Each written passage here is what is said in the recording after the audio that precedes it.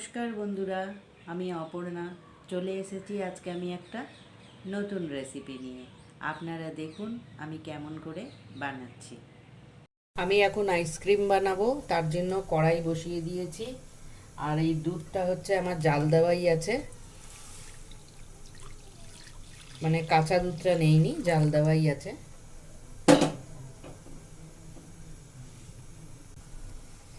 দুধটা ফুটে উঠেছে, এখন আমি এর মধ্যে দিয়ে দেবো চিনি।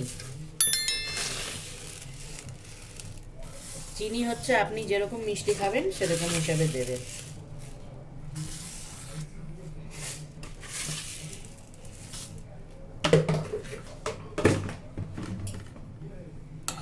আর দেখুন, আমি যখন দুধটা আগেই গরম করা ছিল, এতে কিন্তু অনেক সর ছিল মালাই।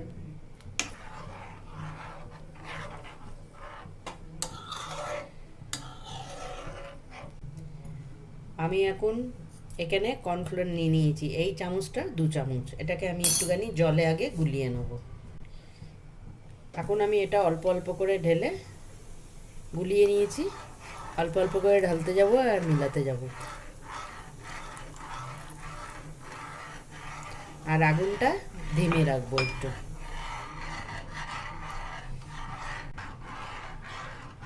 এখন দুধটা অনেকটা গাঢ় হয়ে গেছে।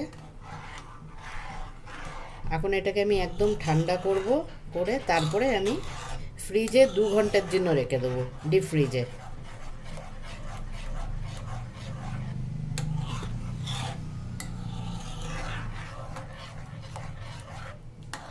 দেখুন আগের থেকে কতটা গাঢ় হয়ে গেছে।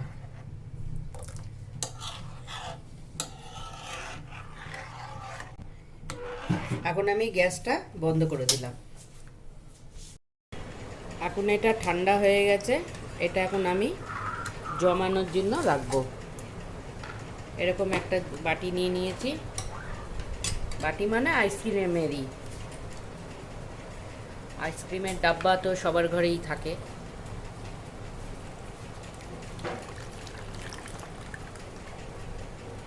এটা 2 ঘন্টার জন্য আমি এখন ফ্রিজে রেখে দেবো, একটু যাতে জমে যায়। এখন আমি 2 ঘন্টা পর চলে আসলাম। এখানে আমি, এটা হচ্ছে দুধের সর আমি রেখেছিলাম জমা করে, এটা দিয়ে দিলাম। 2 ঘন্টা পর বের করলাম। জাস্ট একদম ঠান্ডা হয়ে যাওয়া চাই, আর কিছুই না। এটাকে আমি এই মালাইটার মধ্যেই ঢেলে দেবো। এটাকে মিক্সিতে খুব ভালো করে ঘুরিয়ে নেবো একবার।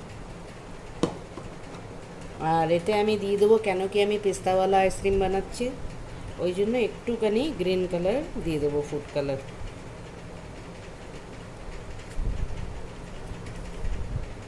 এই একটুখানি ফুড কালার ঢেলে দিলাম। আর দিয়ে দেবো অল্প একটু পেস্তা পাউডার।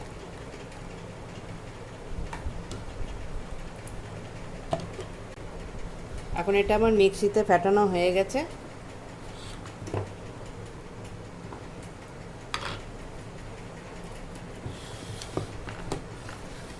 এটা আবার এর মধ্যেই আমি দিয়ে দেবো।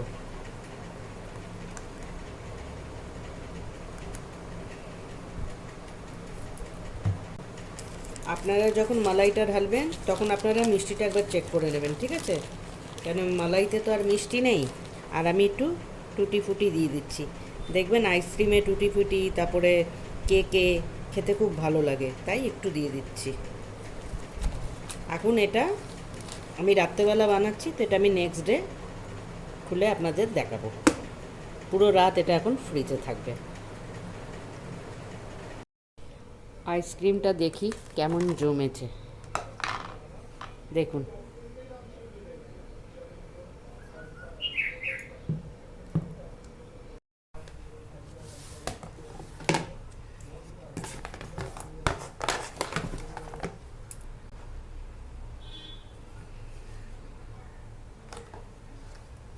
দেখুন আমার আইসক্রিম একদম রেডি, পেস্তা আইসক্রিম। দাঁড়ান আপনাকে আমি কাট করে দেখাচ্ছি।